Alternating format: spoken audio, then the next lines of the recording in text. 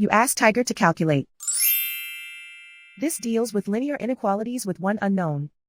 The final result is x greater than -5. Let's solve it step by step. Group all constants on the right side of the inequality. Subtract 12 from both sides.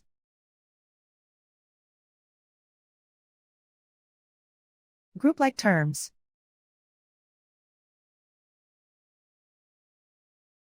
Simplify the arithmetic.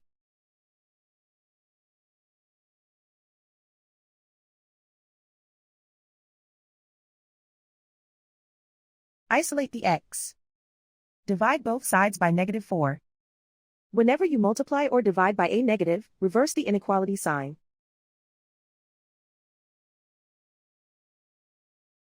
Cancel out the negatives.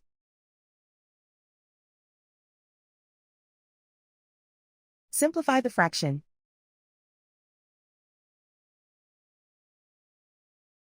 Move the negative sign from the denominator to the numerator.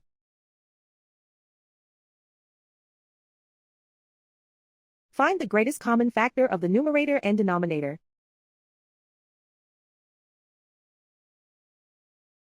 Factor out and cancel the greatest common factor.